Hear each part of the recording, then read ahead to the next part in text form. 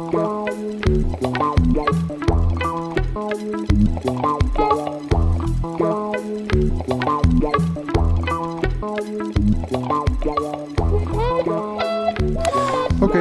so hi everyone. Thanks a lot to the organizers for giving me the opportunity to speak here. I mean, it's a great honor, and I wish to Gilbert and Martin a happy birthday. And so far, this conference has been very nice, and I hope it will stay that way. And so my topic here will be a bit different from what we've seen so far. So, namely, I want to talk about countable groups acting on probability spaces. So, I want to talk about measurable dynamics. So, first, some notation. So, for me, gamma will always be a countable group. And I'm interested in its actions on what's called the standard probability space. So you may think of it as just the interval 0, 1 with the Lebesgue measure. And the point here is to look at the ergodic theory of gamma, so the measure-preserving actions of gamma. So we have an action of gamma on x mu by Borel bijections, and we say that it is measure-preserving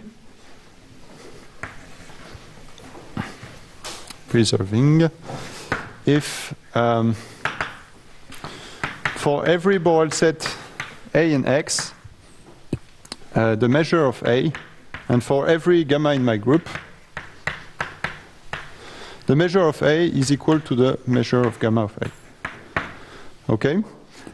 And so the point here will be not really to look at the action in itself up to conjugacy, but to look at the partition of the space into orbits induced by the gamma action.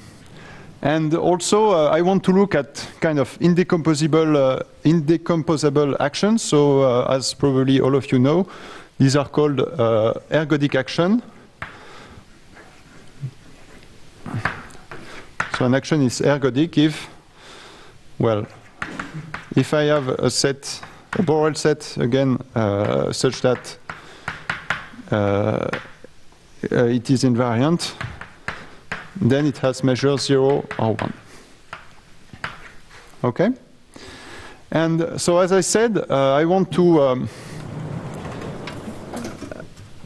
to look at the partition of the space into orbits induced by such an ergodic measure-preserving action. So in other words, I'm looking at what's called a measure-preserving equivalence relation. So to such an action, we associate, so measure-preserving, I will abbreviate it by MP, equivalence relation, which is just equivalence relation being in the same orbit. So I will often denote it by R gamma. Of course, it depends on the gamma action.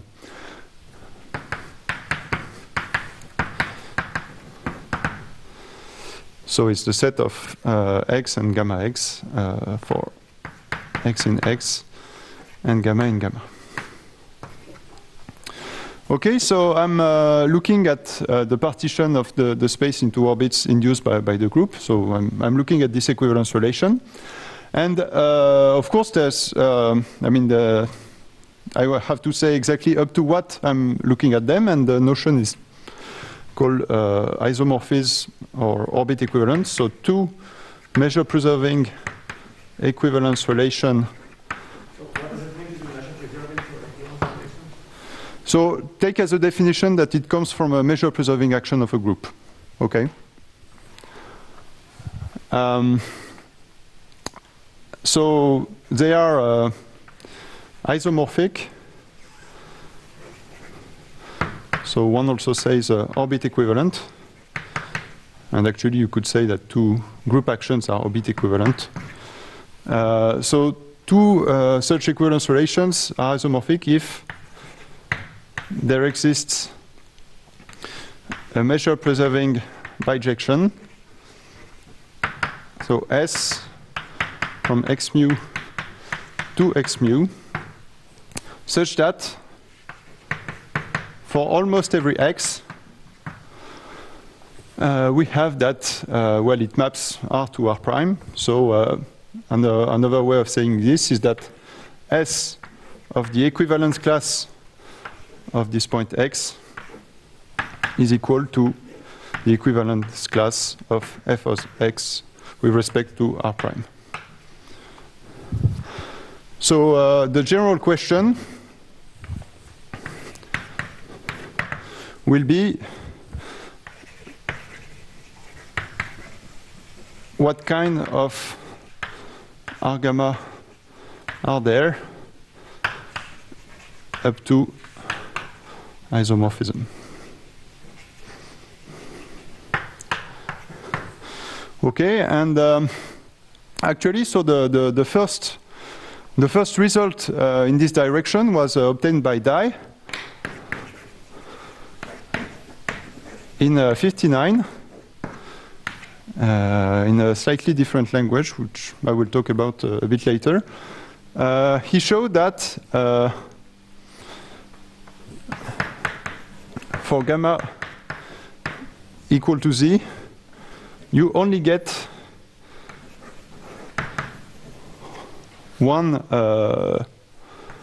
let's say Rz, up to isomorphism. So in other words, if I take two ergodic z actions, they will be orbit equivalents in the sense that the equivalence relations are isomorphic. Okay, and let me give you a concrete model for this action, for this equivalence relation. So you can take x to be the pair 0, 1 to the n, so the set of infinite sequences of zeros and ones, equipped with the Bernoulli measure, so the 1/2 Bernoulli measure, product measure. Okay. And on this set, you define T0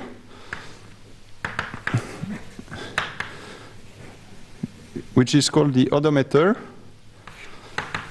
which corresponds to doing the following thing. So you think of your infinite sequence of zeros and ones as a number written in a binary expansion, and you add 1, 0, 0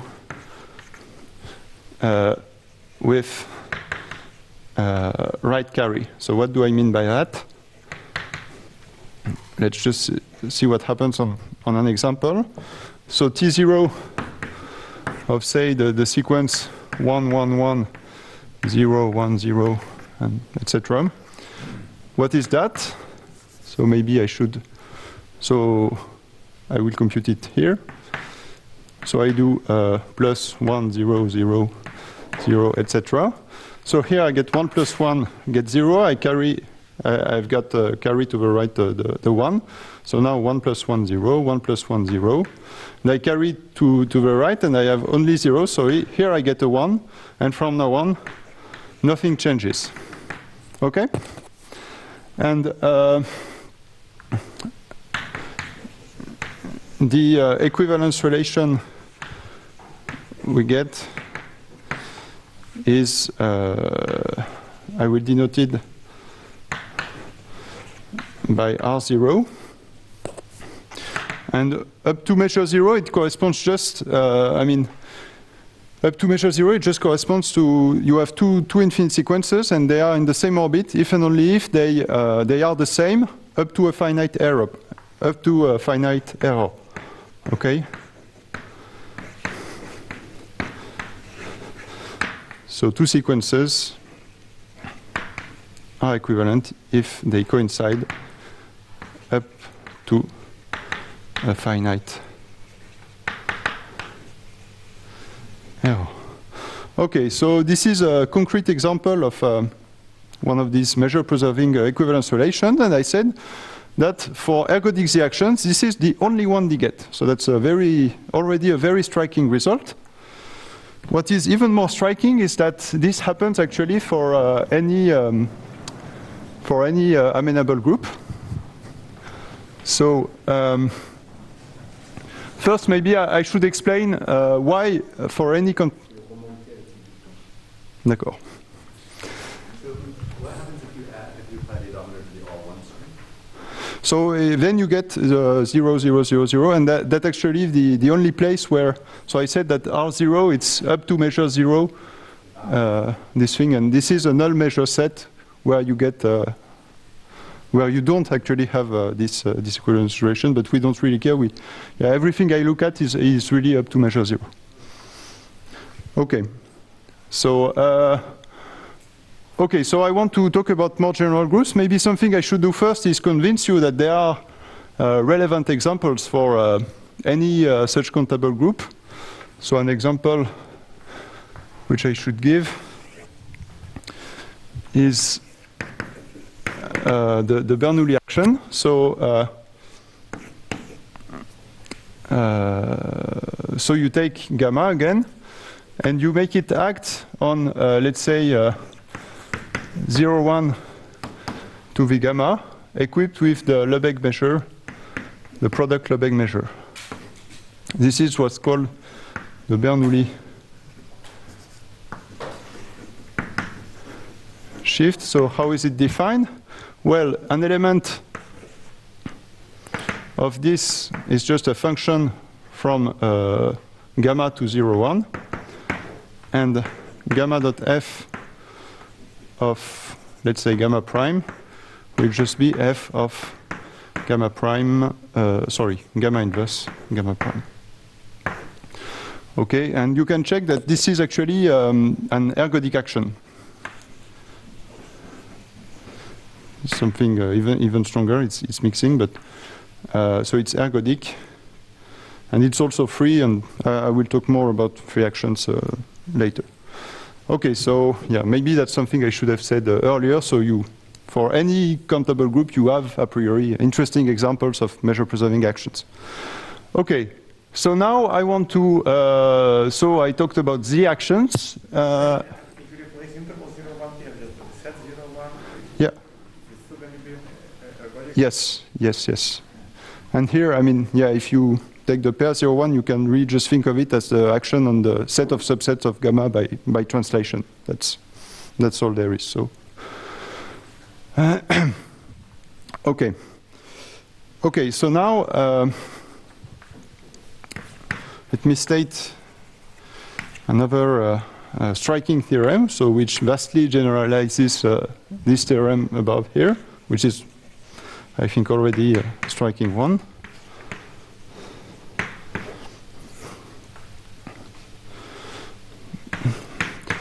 So if you take any amenable group, countable group, and an ergodic action, which is measure preserving,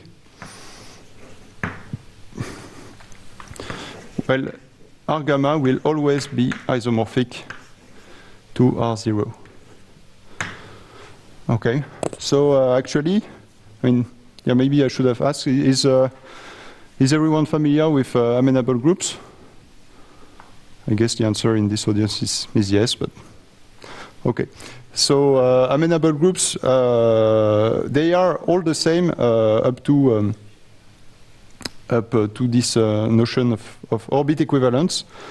So okay, so far the situation is quite boring, some would say, because I mean we've got all this large class, which a lot of you are interested in, these amenable groups. I mean they can have very different behaviors in terms of growth and etc. And well, here everything shrinks down to a point. Okay. So okay, well that's life. And so now let me talk about a bit about the non-amenable case. So for this, I will just introduce one more definition. So I will say that the action on x mu is free if for every non-trivial element of my group, when I measure the set of fixed points of gamma, I get 0. Okay? And this is equivalent actually to say that there is a gamma invariant full measure set onto which the action is genuinely a free action. Okay? And so these examples are also free. Yeah, I should have said, yeah, here gamma is really infinite. Okay. Now, let's so now let's see what happens. So I mean, asking an action to be free, it's a very restrictive thing to do. And now you can try to look at what happens when you fix a non-amendable group gamma, and you look at all its free actions. Well, how many equivalence relations do you get? And there is a very striking theorem which I am going to state in a vague form. So it's due to Johanna Kekris and Sankoff, and it builds up on the work of a lot of people who I should mention. So, in particular Epstein, also Gabor Yupopa.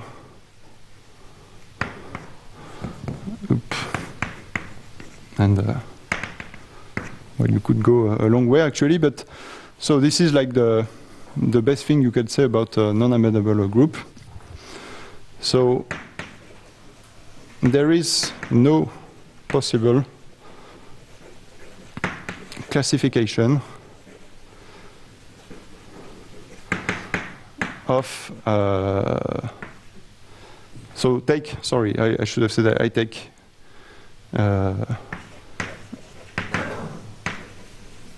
a non-amendable group gamma. There is no possible classification of the free ergodic gamma actions up to orbit equivalence. So that means something, so I will keep this statement vague, but in particular, this means that you get uncountably many different R gammas for a fixed gamma, for any fixed non-amendable gamma. Okay, and what I mean by no possible classification, well, something you could hope for is a kind of a numerical invariant which will tell you, if these two equivalence relations have the same numerical invariant, then they are the same. And there is no chance of doing something like this for free actions, free ergodic actions of non-amendable groups. Okay, so let me do this right.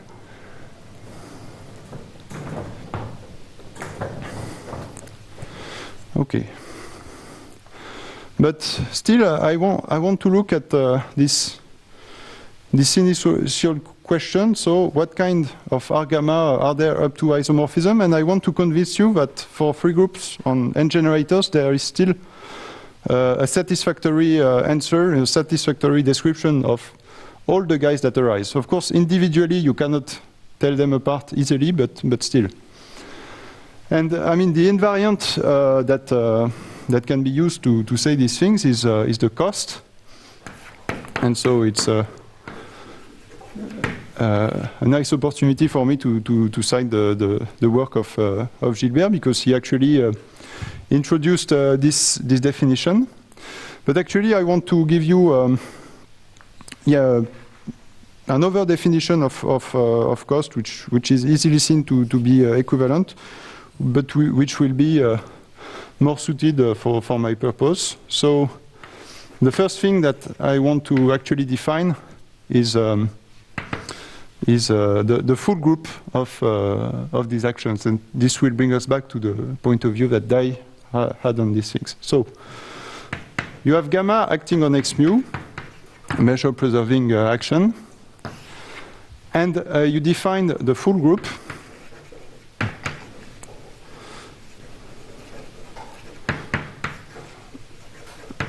which is so a group which will only depend on the partition of the space into orbits that you got. So I denoted by bracket gamma. And this is the following thing. So I look at all the measure preserving bijections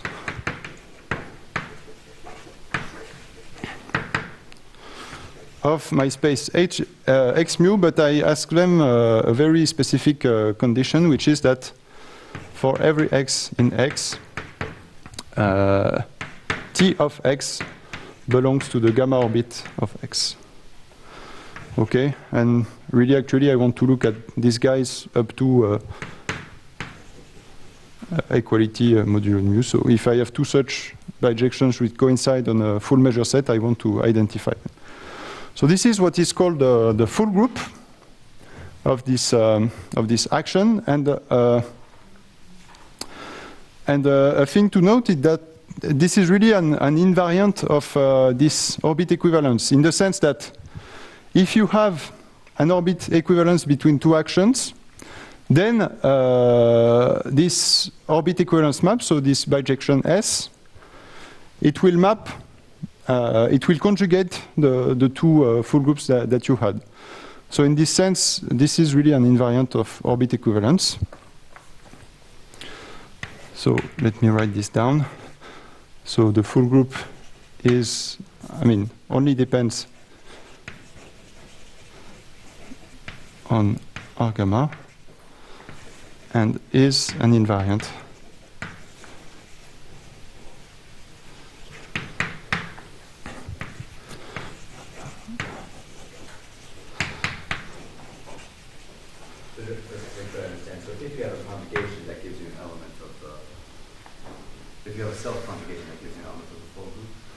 No, if you really want to map every point to a point in the same orbit, you do not want it just to be an automorphism of the equivalence relation. You really, that's a fine difference, but yeah. Okay. Okay, so what did I want to say about this full group? Oh yeah. So I want to mention a very nice theorem of Dye about these full groups. So you take two countable groups, gamma lambda, acting on X mu ergodically, and you suppose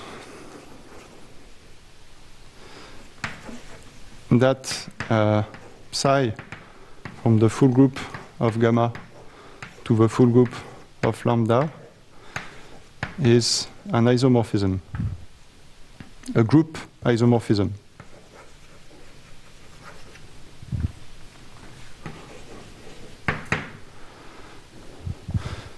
Then there exists actually S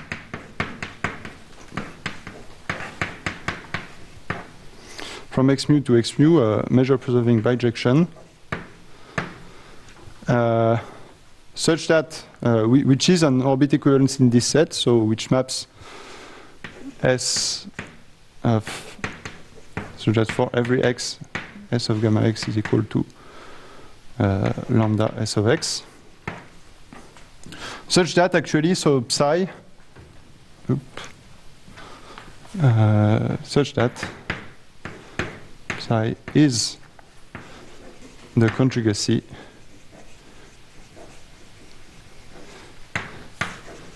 by S.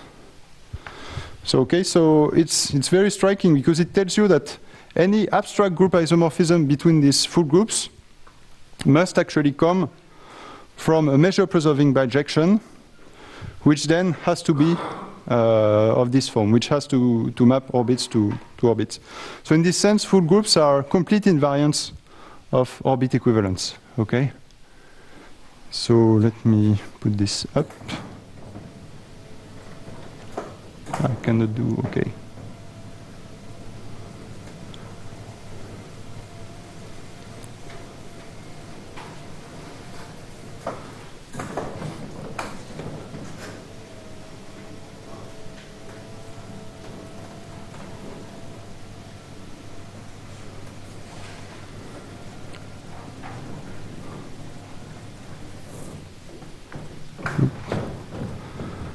Okay.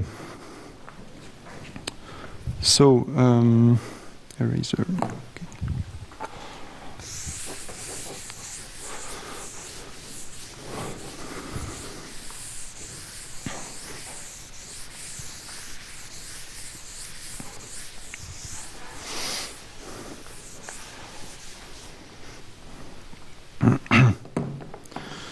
So, let me tell you a bit more about full groups and about how you can use them, and tell you some of their properties.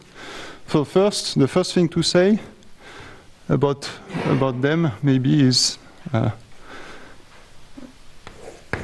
the following. So elements of the full group of gamma are really are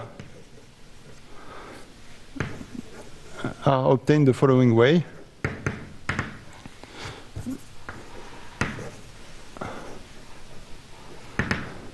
So you fix a partition A gamma, and some of these A gammas you allow them to be empty if you want, so you can have null measure sets in them of X such that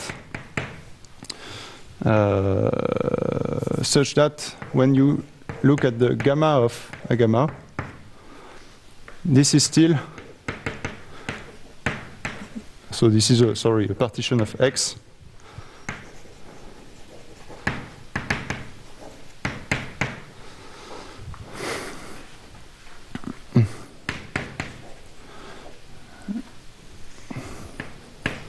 Then, out of this, you can define a measure preserving bijections just by saying, so you take T of X to be equal to gamma of X for every gamma in A gamma. And this defines you an element of the full group.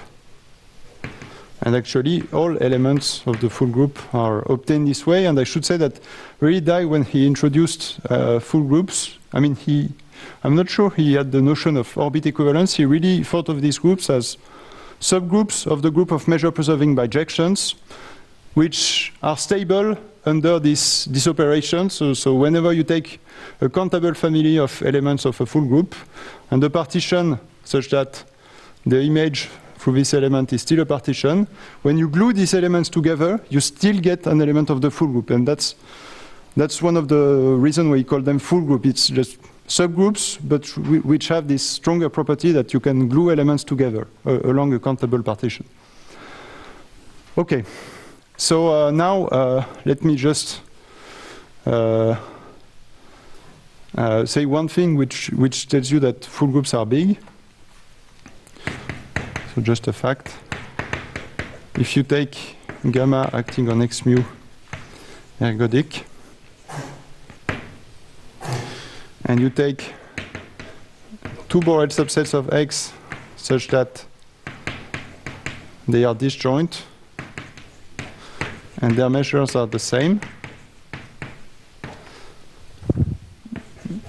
then there exists an element of the full group, such that, so first, T is an involution. T of A is equal to B, which implies that T of B is equal to A. And A union B is really the set of X in X, I mean up to measure 0, such that T of X is not equal to X. Okay, so full group contains a lot of involutions. Okay, and now I want to give you a definition of cost in terms of these involutions.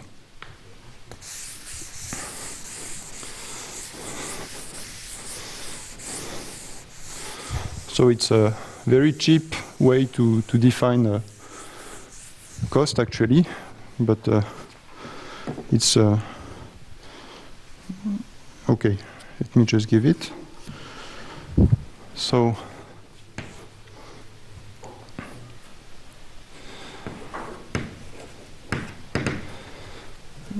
So, so this definition is essentially due to Leavitt, to Gilbert.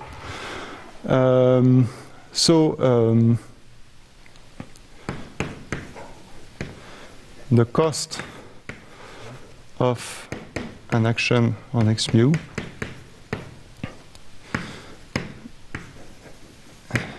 is the infimum over all countable families of involutions in the full group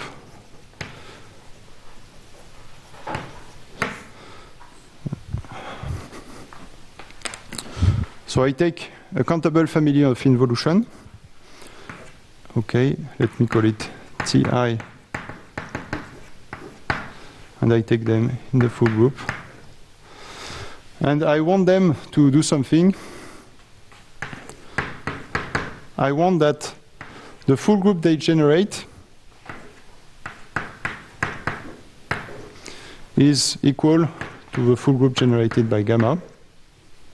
Okay, and so if it's an infimum over these countable families of involution of the following quantity of, so the sum over I of the measure of the support of Ti, which is just, the support is just the set of X such that Ti of X is not equal to X. Okay, so you, and the thing, I mean, this is one way to think of it, and it's not really efficient, but the thing you should really think of is that once you have this family of involutions, it naturally defines you a graph structure, okay? In the following way.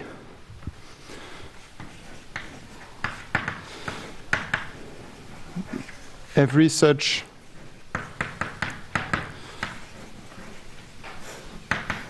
defines a graph. You just say that X is related to Y if there exists an I such that T of X is equal to Y. Okay, and because I took involutions, then this will be symmetric. Okay, and here, yeah, I should put 1/2, sorry. So you should really think of your involution as something which does this. And really, you want to say that, I mean, you want really to compute how much it takes to generate the whole equivalence relations, and you will say that an involution with small support, well, it gives you less h degree. So in some sense, I mean, in a very precise sense, you're just computing the half of the average degree of the graph you get. Okay. So let me give an example.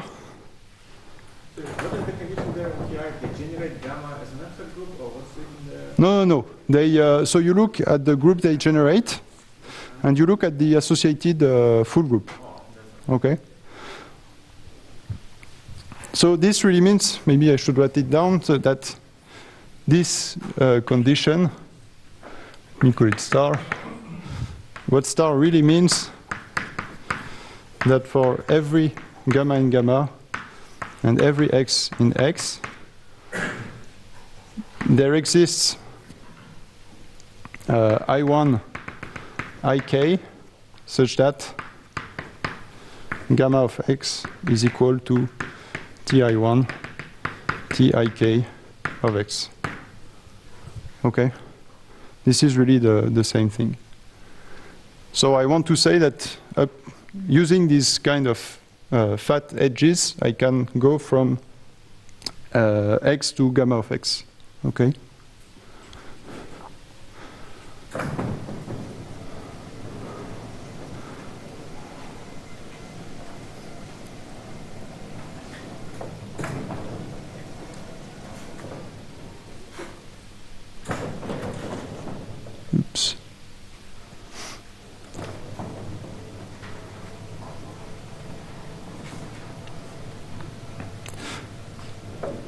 So now, let me give you an example, very simple example.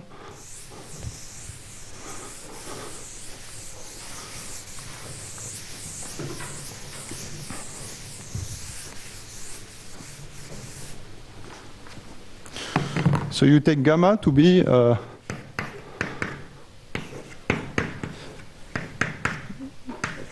this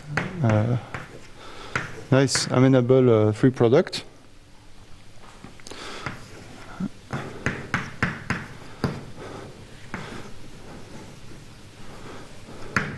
And then you see that, I mean, you've got these two nice involutions which generate the group.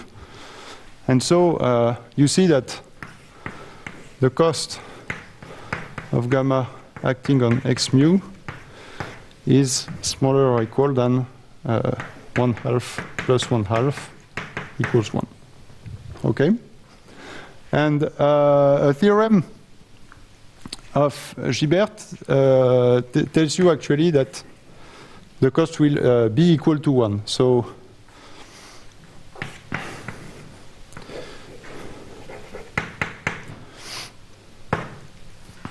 more generally, it tells you that if the action has only infinite orbit,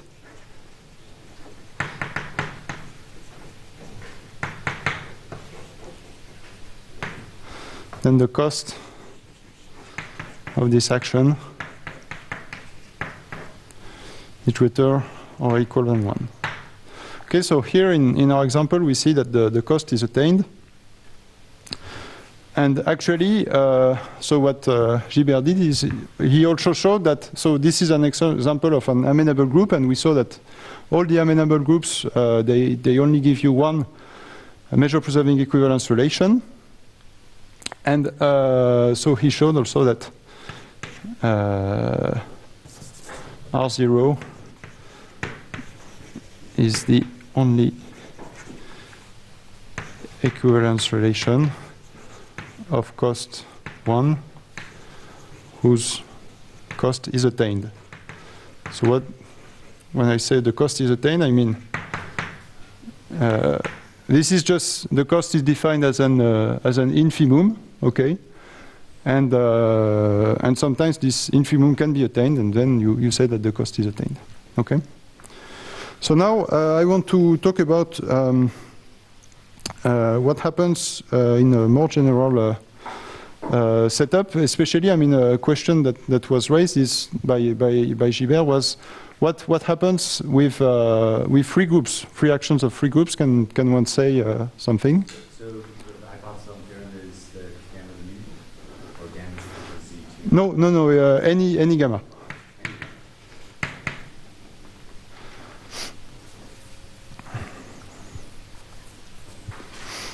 Okay.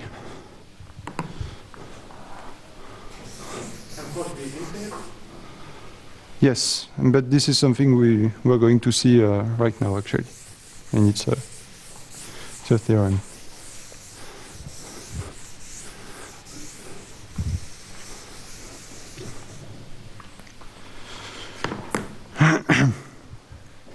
So now I want to talk about a result of Damien.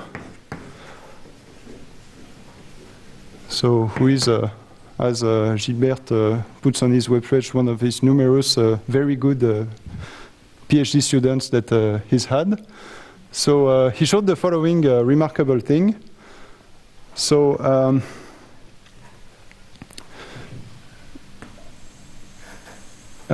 he showed that for any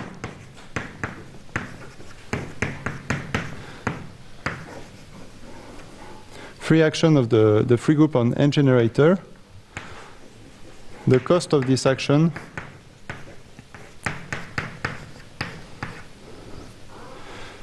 is equal to n. And this tells you in particular that if you take two free groups of different ranks, then their actions cannot be orbit equivalent. And he also showed the following thing. He showed that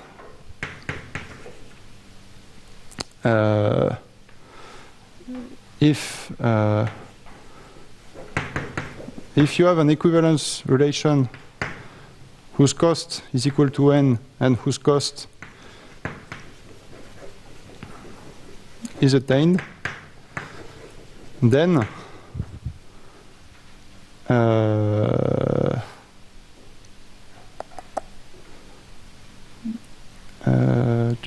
no, sorry, yeah, this is actually due to Yort, essentially.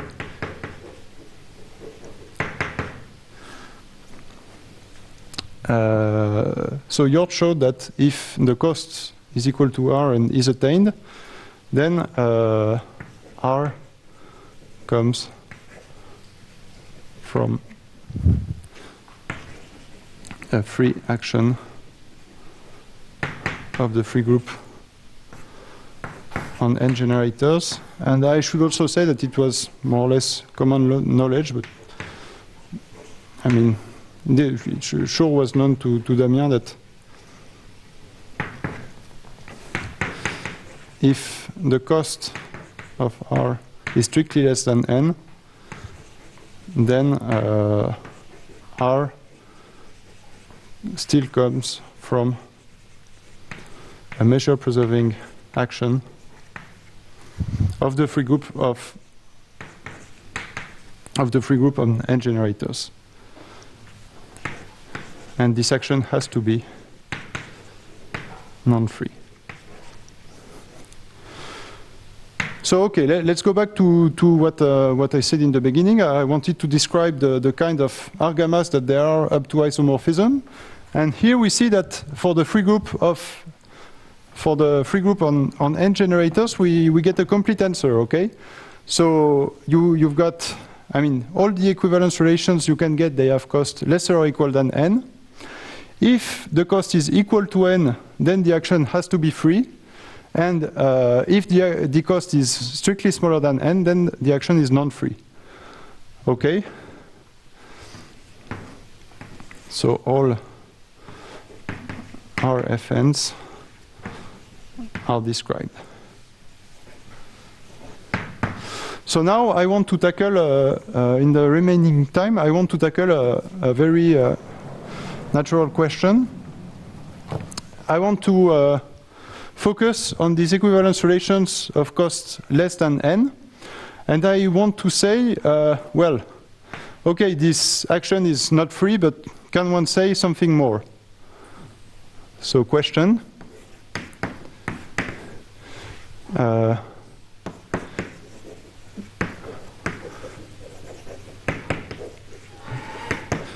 Take R with cost strictly less than n. Then there is an action of the free group on n generator such that R is equal to RFN. And this action is non-free. How much? Okay. So first answer, well, would be to say, well, it is totally non-free. So that's answer one, totally non-free. So what does that mean? This was introduced by Vershik. This means that basically, so having a non-free action, it means that for every point x, you have a non-trivial stabilizer. If the action is ergodic, then you will get that every point has a non-trivial stabilizer. And then you want to see how stabilizers allow you to separate points. So what does that mean?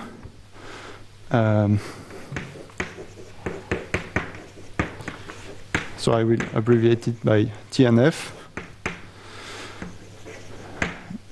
So I get, I mean, for every action, I have a stabilizer map which starts from X and which ends in the space of the compact space of subgroups of gamma. And so to a point x, I map the stabilizer of x. And I want this map to be almost surely injective. So in other words, I want that when I restrict it to a full measure set, it is injective.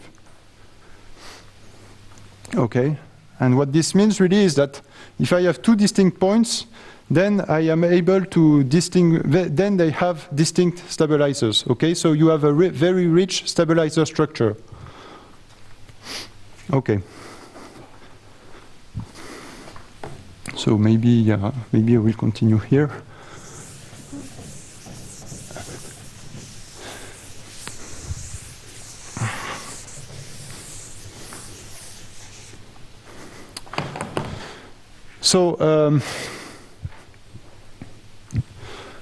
So here we have a theorem of Bowen, which tells us the answer. So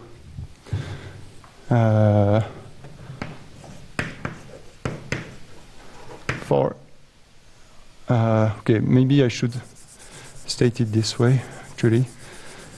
So take R, a measure-preserving equivalence relation.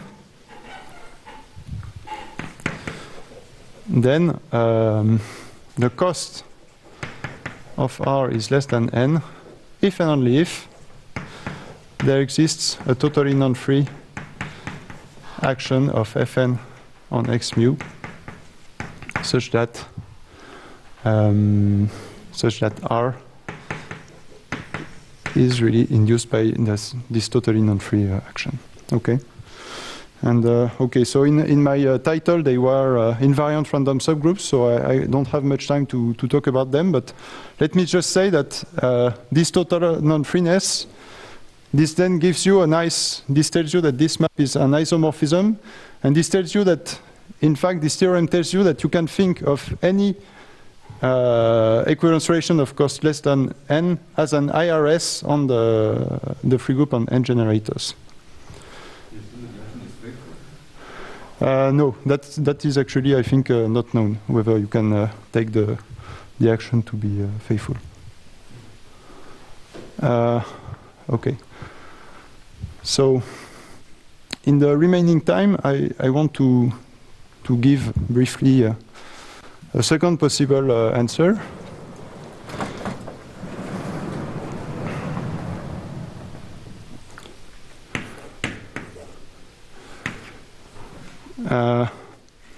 So,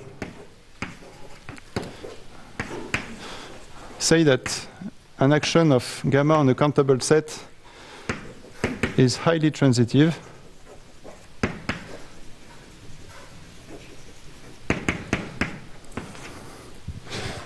if for every k the gamma action on y is k transitive, and maybe I will just say this in words. K transitive just means that you act transitively on the set of distinct k tuples, okay? The k tuples of all distinct elements. Sure, so this follows that every non-faithful action is equivalent to TNF? That every non-faithful action is not free, right? Yeah. So every non-faithful action is equivalent to TNF? Yeah, that's one. Yeah. So There's a free action of a free group with less number of generators is equivalent to TNF of a free group. yes. Yes, that's yeah. Yeah, that's quite. Yeah, you really have a lot of interesting examples to apply this to, but yeah, one of the problems is that we don't know in general if you can take the action to be faithful. I mean, it would be more interesting if we could say that the action is faithful. Okay, so okay, and now let me give you a definition of Eisenman and Glassner. So now gamma acting on x mu is also highly transitive if for almost every x, the action of gamma on the gamma orbit of x is highly transitive. Okay? So that's something very strong to ask a priori to get such an action, and that's another way an action is somehow non-free, because you're saying that that the stabilizers of points in particular still act transitively on the rest of the orbit, so it's very strong a priori. And yeah, one thing I should say is that this definition of high transitivity, this really means that gamma, seen as a subgroup of the permutation of y, is dense. So here on the permutation of y, you see y as a discrete set, and you see this group of permutation with the pointwise convergence topology. All I'm saying is that this group is dense. Okay? And now I can make the link with these full groups. There is something very important about them that I did not tell you so far, is that full groups are Polish groups. So this means that they are separable and admit a compatible complete metric. And actually a compatible complete metric is given by the uniform distance, which is very easy to define. So I have two elements of my full groups, and I just measure the set of x onto which they differ. And the very nice result of Eisenman and Glassner is that, so if you suppose that gamma, so you have an action of gamma on x mu, and you suppose that gamma is now dense in the full group.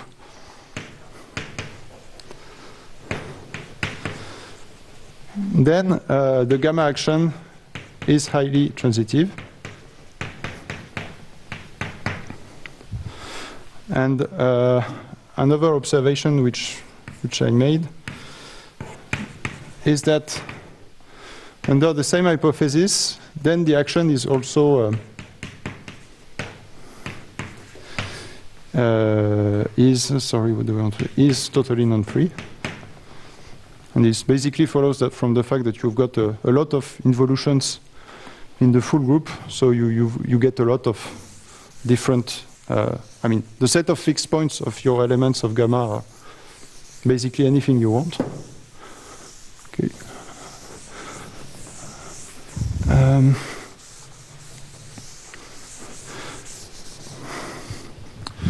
Okay, and now I can make the link between these two notions through the following theorem, which I had obtained in my thesis. So you take R measure preserving ergodic equivalence relation. Then two things are equivalent. So the first is, okay, no, maybe I should state it exactly like this one, actually. Then the cost of R is less than n if and only if there exists an action of the free group on x mu. So let me call this action alpha, such that alpha of Fn is dense in the full group of R. So you see that as an immediate corollary, you get this result of through this observation, you get this theorem of Bowen that every equivalence relation of cost less than n comes from a totally non-free action of the free group on n generators. And you also get that it comes from a highly transitive action. And maybe I should just finish by saying that in some cases, using the Baire category theorem, you can also get faithfulness of the associated free action. So an example is, for instance, if I have okay, let me state this like this. The theorem.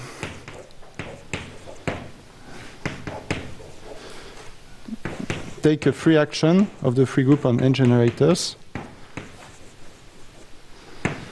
Okay, so you know that it has cost n. So then you know that you need an action of fn plus 1 a priori if you want a non-free action.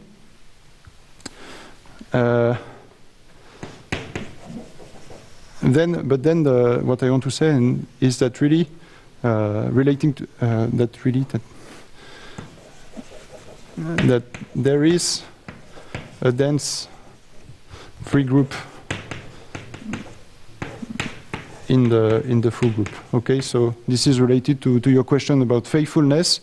Here, really, in this case, I can get faithfulness, and the trick is really to use Baire category theory, and basically the fact that for a hyperfinite equivalence relation, so one coming from a z action, you can show that there is dense G delta in the full group of elements, such that whenever you take the odometer and you take this second element in a dense G delta, then you get a dense subgroup of the full group of the hyperfinite equivalence relation. And the point is, here you get, for the free group on n generators, you get this n distinct equivalence relations, which you can assume come from an odometer, which might not be ergodic. But the point is that using the Baire category theorem, and I mean, you have to show something, of course, you can find a new element which will give you a dense subgroup, a dense G delta of elements which give you a dense subgroup, and then you will also get faithfulness. I mean, you will also show that if you take this n plus 1 element at random, then you really get a faithful action. Okay, and okay, I wanted to mention this in more details, but I don't have time. But these highly transitive actions, actually, recently there's been a paper by Hull and Ozin where they show that whenever you take a acylindrically hyperbolic group, then it has, up to a finite kernel, it has a highly transitive action, okay? And so, I mean, what we see here is that for free groups, we really get actually something more. We get a measure preserving action which is highly transitive on every orbit. And my question is how far can you push this? I mean, are there, for instance, for surface groups, can you find examples of measure preserving actions such that the action on almost every orbit is highly transitive? Okay, thank you very much.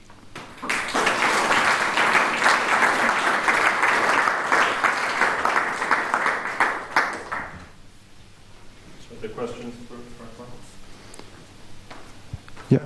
So the existence results here and the construction comes from this IRS things, is that correct? Sorry? And so the existence statement there. Here?